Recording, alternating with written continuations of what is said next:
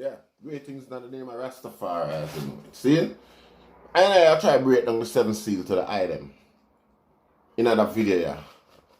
We follow a speech or a bit of history about His Majesty Imperial Selassie I, according to Europe. You understand what I say? But after His Majesty giving break the 7 seals, I gotta explain to you how I think that happened. You get what I say? And point them out to you as well. See? More bless. Share, like, and subscribe.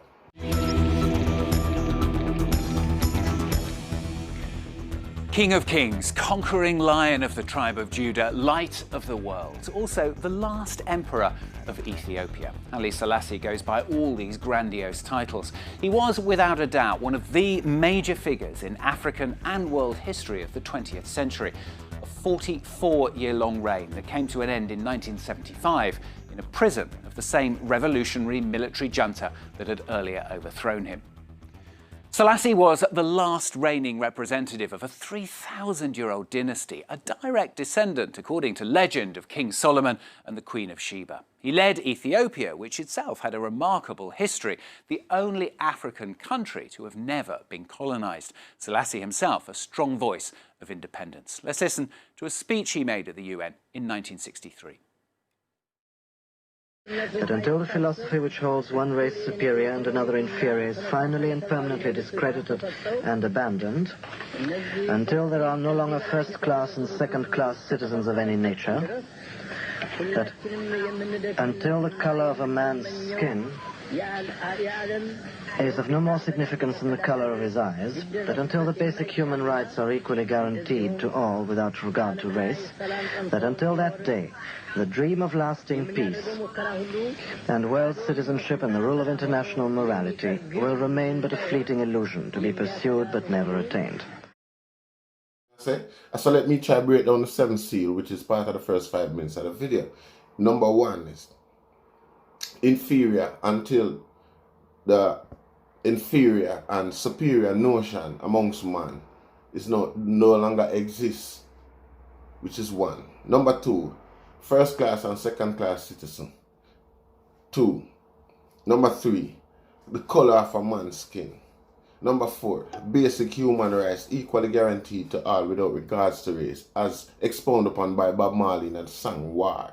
And also the warning, emphasizing until that day.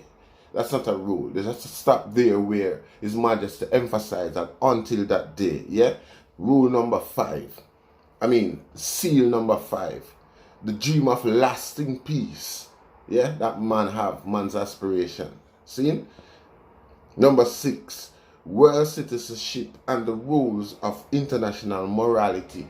You understand? Meaning this consideration that we are all taking care of each other and back and, you know, my brother's keeper type of thing, that this imaginary trick that the international community try to purport and regular part of the society. You understand what I say? No, the curse, yeah, to man is also part of the seal. The seal is like a secret, where you expose the secret and make them know where them stand and whatever. You open the book to them, you explain it to them. See, now the curse for all that is also part of the seal too. You know, from my perspective, my point of view, which the curse is, all of these aspirations will remain a fleeting illusion to be pursued but never attained. You understand what I say? So obviously, you have to tell them what the curse is. So the curse would have been a secret without all of this. Everything in its entirety is a secret. In regards to the utopian type of, as close as the utopic as mankind could be from Rasta perspective. You understand what I say? As close as to equality from Rasta perspective. You understand? Fire burn inferiority and superiority science with them I practice my I today. You get what I say openly. See? So I now make you watch the video. See? And we dig down some more night later on. Remember, it's a long video. First 5 minutes for the entire public, basically. And hopefully it might draw you into the entirety of the whole thing. More bless. It is a speech that has gone down in history, even in the world of music. The words immortalised in Bob Marley's song War For those who follow the Rastafarian religion, Selassie is the Messiah. They wait still for his return. That then, the positive side of Selassie, the man who recreated and modernised his country. But at the same time, Haile Selassie preserved the feudal system. He was deaf to the demands of his people. He did little to help amid terrible famines in the countryside. In September 1974, he was overthrown in a military coup led by Colonel Mengistu. His official funeral had to wait until the year 2000, where it passed with little recognition. Today, so many years later, the memory of Haile Selassie still divides Ethiopians. Bastien Renwi and Elodie Cousin revisit the last emperor of Ethiopia for France 24.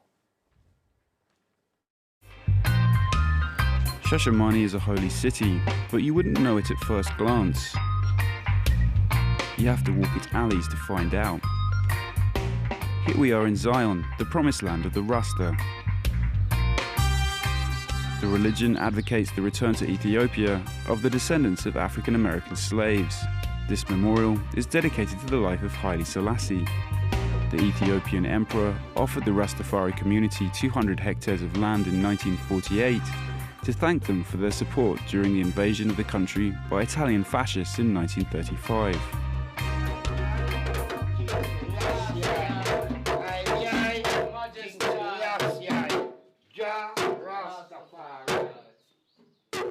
The influence of the last emperor, or Negus, is everywhere. The Rastafarian religion, created in the early 1930s after his coronation, takes its title from his birth name, Tafari Makanen. His uncle, Milik, gave the name Ras as a prince. Ras means prince. So Ras and Tafari combined together, become Rastafari. Here, the emperor is regarded as the Messiah. This was found in Yemen.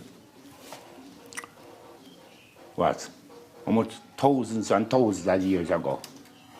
Yeah? Reincarnated. Same picture. Christ in his kingly character. So Christ in that time, Haile Selassie in this time. Haile Selassie himself was not a Rasta, but believers say Selassie prevented the colonization of Ethiopia and showed black people the way to freedom while allowing them to return to the African continent. Rastafaris are currently enlarging this tabernacle so that more devotees will come to pray to the emperor, awaiting his return. Zatu doesn't even believe that he's dead. If the Queen of England or anybody dead right now, them gonna show you that person in a box for a little while. Ethiopia say, move it for today. Them no one see no dead. So Ethiopia move it quick. Yeah, no one hasn't seen Selassie in a box. Haile Selassie's death in 1975 is shrouded in mystery. The communist Derg that ended his reign in a coup d'etat refused any investigation into his death and hid his body. For decades, it was taboo to speak his name in public. The Imperial family were persecuted, and some of its members went into exile.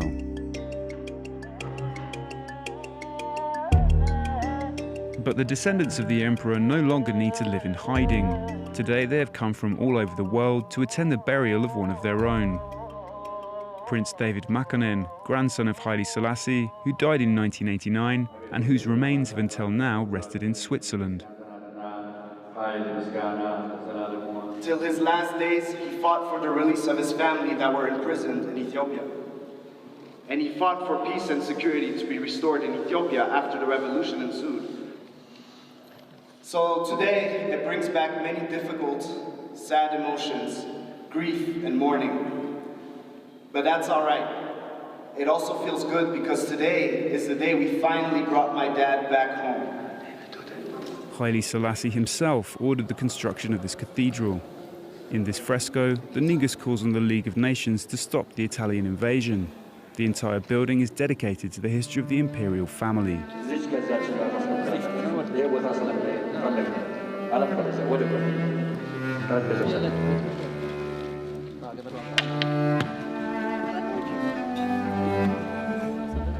The crypt, hidden by this metal grille, holds the bodies of the monarch's descendants.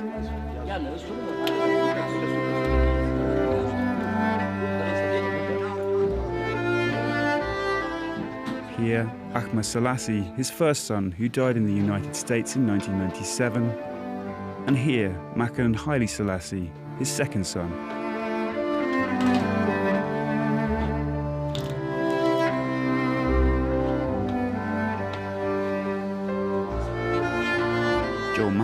Grew up in exile in Geneva. He now lives in the United States and campaigns for the imperial history of Ethiopia to be more openly discussed. Je pense que maintenant, les gens l'ont senti qu'il faut une réconciliation. Dans les années récentes, on a vu une resurgence en fait de l'empereur, de sa mémoire. Même le Premier ministre Abiy a fait des discours où il a parlé à propos de l'empereur, il a ouvert le palais de Ménélik pour que la société éthiopienne puisse reconnecter avec cet héritage. Since the fall of the Negus, Addis Ababa has changed a lot. Almost 900,000 inhabitants in the 70s, more than 3 million today. And the legacy of Haile Selassie is becoming more and more visible. This video, broadcast at Meskel Square in the centre of the capital, invites you to delve into the country's past. The former palace of Haile Selassie now houses the university. The emperor donated it in 1963. Dr. Ahmed directed the site for 10 years. For him, the palace must maintain the memory of the Negus, like here in the Makanan Hall.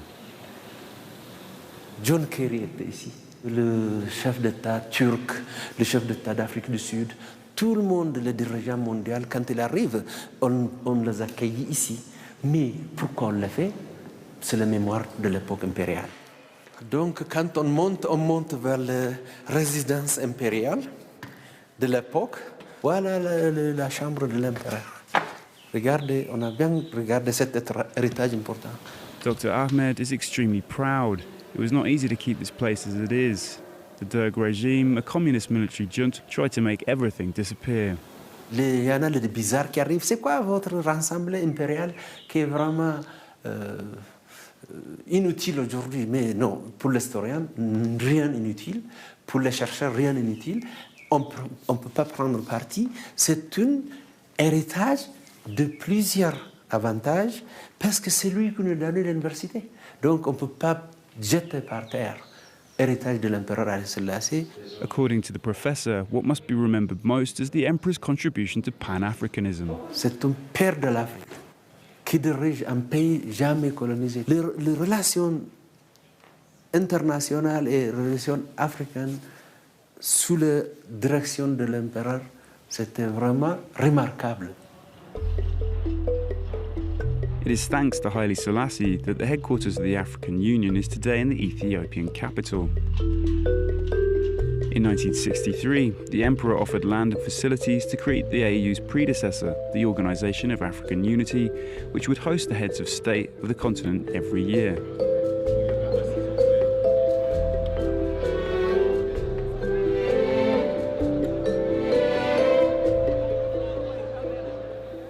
Jean Fassoni has worked here for 30 years. Former Secretary General of the Commission, he knows the history of the organisation like no one else. Ici, c'est la grande salle de réunion des organes. C'est une salle dédiée à la conférence des chefs d'État et de gouvernement. The original OAU sought to facilitate decolonisation as many new states won their independence, but by the turn of the 21st century, more comprehensive reform was required. In 2002, the OAU was dissolved, making way for the African Union. C'est selon sa vision de faire de l'Afrique une Afrique intégrée, une Afrique unie, une Afrique prospère, pacifique, qui est dirigée par ses propres citoyens et qui a une voix forte. Encouraging mutual assistance and dialogue between African countries was Haile Selassie's credo. In February 2019, the organisation brought his influence to the fore by unveiling this statue opposite the main entrance. Inside the building, a photo gallery pays homage to the founding fathers and the heroes of Africa.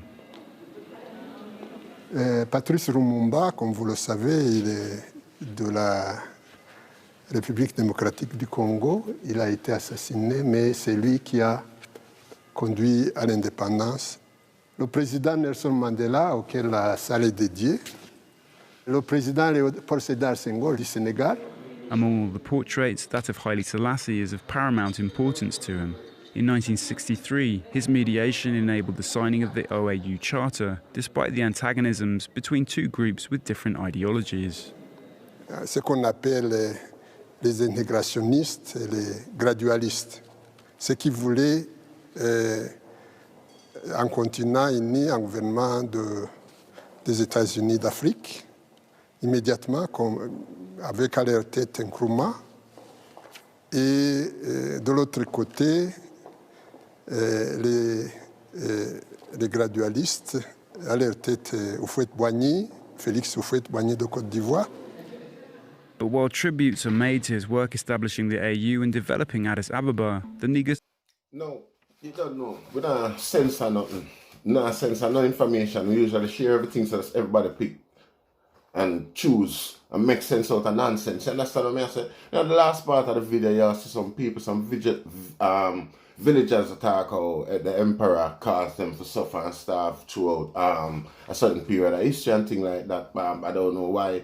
Obviously, they must know him as God and them expect him to fall the rain and help them type of thing. You get what I say? Them have certain arguments say they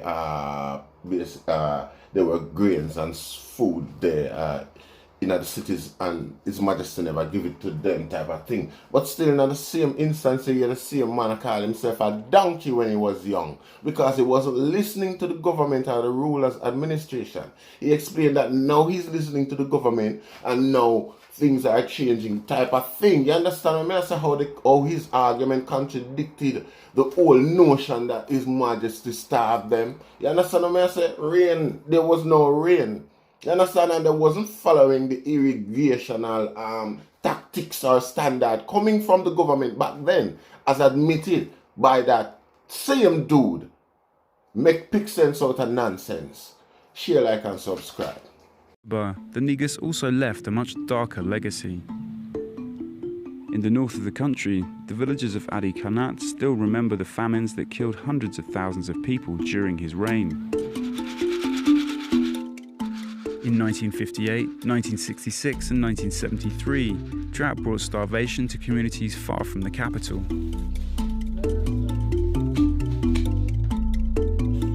The emperor did nothing to ease their suffering and even tried to prevent the news from getting out.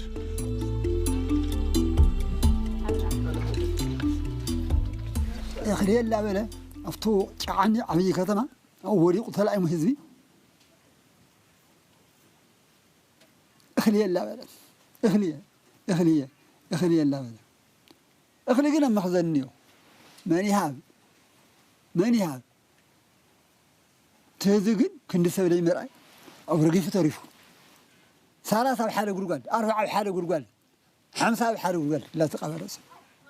From the 1930s onward, multiple rebellions broke out among the inhabitants of the Tigray and Wollo regions, who complained of being forgotten by Haile Selassie. In response, the emperor let them starve. But in 1973, the famine could not be ignored. Students demonstrated in the capital, and the military stepped in with a coup in April 1974. Half a century later, the situation has changed, and Mbeye's fields are lush.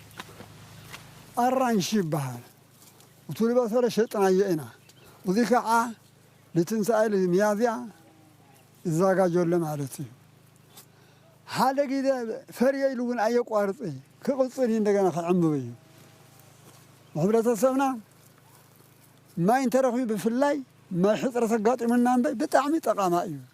Despite the late arrival of the rainy season, Mbeye's land produces fruit and vegetables in abundance.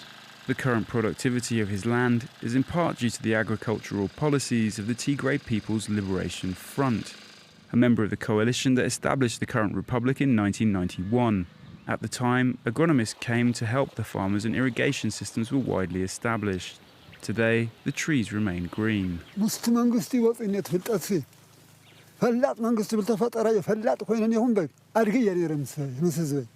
Today, the people are worried about political change. After almost 30 years in power, the Tigray People's Liberation Front is now in opposition.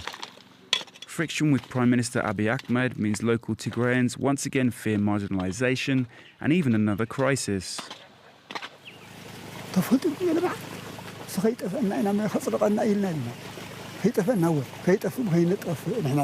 Like Mbaye, the people of the region worry about the drought that is currently raging, and the political situation only aggravates this sense of unease.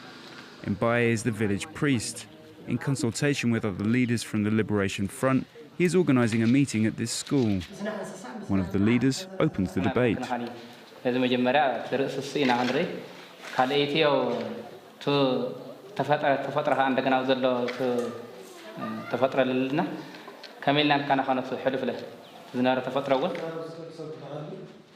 Some fear the region is headed towards a repeat of 1973.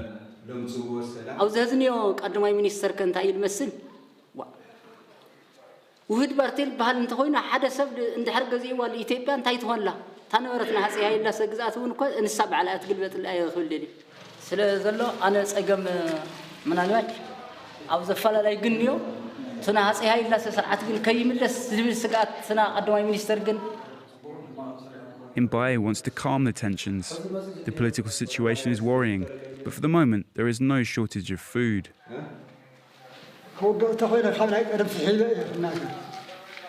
بهاي السلاسل كبر نبر من تفوت ولا غير بقول تلويتي نحن ولا تلويتي لو تيرانا ينوي شويت حاجة إلا والعنا شويت حاجة إلا ما أظن فوت. Despite his concern, the old man refuses to draw a parallel between Abiy and Haile Selassie. But the legacy of the Negus still hangs over Ethiopia and troubles the inhabitants of the country's north. Between his admirers and those who suffered under his authoritarian rule, Haile Selassie continues to divide. Bastien Renouy and Elodie Cussin revisiting the last emperor of Ethiopia for France 24. That's all from this week's edition. Of course, you'll find it on our website and all the previous editions as well at france24.com. More news very shortly. Thanks for watching.